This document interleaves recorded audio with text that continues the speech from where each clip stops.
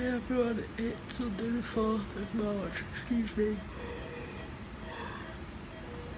I've been in hospital all night with Edie.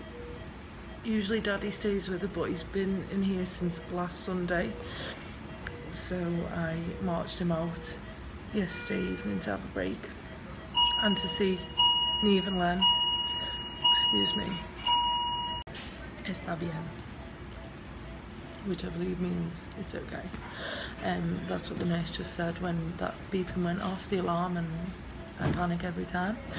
But the language barrier makes it even more difficult. At home we'd be able to say to the nurse, what's going on, is she okay? And they'd be able to really properly explain to us. We have to sit here and watch and see what they're doing. The little monkey had just pulled one of her electrode patches off her chest, that was all. But it does make you panic because you don't know what's going on. You can't read any of it because it's all in Spanish. We are trying our best to learn the language, but we were pretty much thrown into the deep coming here with no time to prepare. Okay, so a positive for this week is that Sophie and Paul came to visit us on Monday night. They've been here all week. They've helped us out massively. Due to Edie being in the hospital, we haven't really had... I mean, we would have made the time, we would have given the attention, but we would have struggled with Neve and Len. They probably would have had to come to the hospital and been a bit bored and restless at some point. But because Sophie and Paul were here, we were able to let them stay in the apartment or go out for something to eat with them. And Steve and I could actually be at the hospital together looking after our little girl. They haven't been able to do much of the fun things that Nanny Hazel and Auntie Kirsty got to do. But today, while I sit here watching Edie, every breath she takes, Steve has had a bit of respite. He's gone out. He's gone with Sophie and Paul. Again, he probably wouldn't have done it on his own with the two children. But they've gone to Champagne to feed the animals. Edie is going to be so jealous when she finds out, and the first thing she's probably going to want to do is go herself, and that will not be the problem. Sophie believes that Edie is just being the usual Edie, and as soon as they leave tomorrow, she's going to start feeling okay. And you know what? I'm okay with that. If she wants to be rude and ignorant and she is fine tomorrow, that would be a miracle. Sorry, Sophie.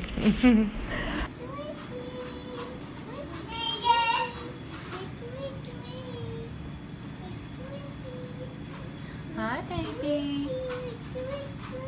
Hello. Are you trying to get me with your hands? Good girl. Hi, Edie. Hello. Hola. Are you okay?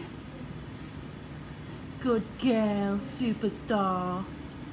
You're doing so well, Edie. The doctors have been round today and they said that one of the options next is it could be a tracheotomy. Basically the intubation from the ventilator that she's been on this week after her seizure. The tube has irritated her trachea, and then when she comes off ventilation, comes off the oxygen mask, she struggles to breathe. It's really laboured. So now she's back on ventilation because she struggled too much and there was too much secretions with a risk of going on her lungs. So the tracheotomy is a tube that directly is an opening at her throat, which helps her breathe, and that's just a temporary solution. And if we do have to go down that path, we're hoping that it is temporary and she will recover quickly and nice and smooth from it, and we'll be able to get back on track again. No. Are we in hospital again?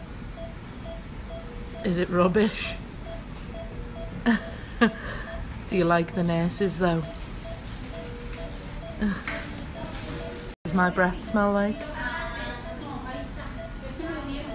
Does it smell like mint?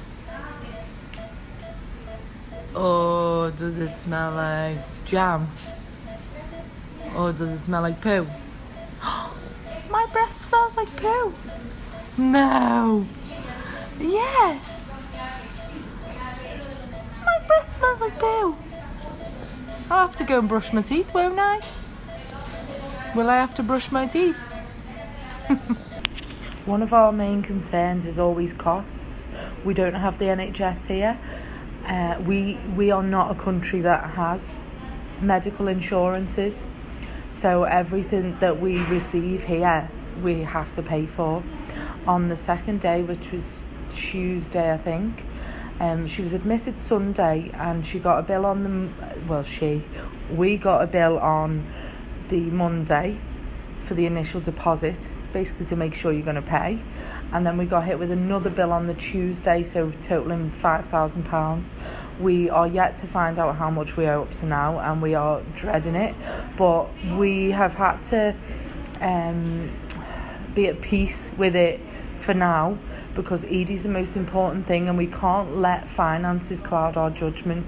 We can't let the fact that we might be running out of money to cover this one unexpected hospital admittance, we can't let that push us to push the doctors to get her out of here, because if she is not ready, I don't even want to think about what could happen if we were sent home too early.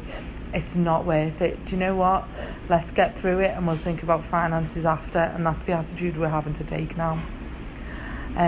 Yes, it does worry us, but we're having to just put it at the back of our minds for now. We'll probably update you as soon as we get the bill. We'll probably update you with how much this has cost. And it is shocking, and it's scary that another thought is that the NHS may go that way, and honestly, from our experience, you don't want that to happen. You really do not want that to happen. We're charged by the tissue. Okay, everyone, keep doing what you're doing, because that's the only way we are able to be here, and Edie's able to give this her all, because you're giving her that opportunity to fight.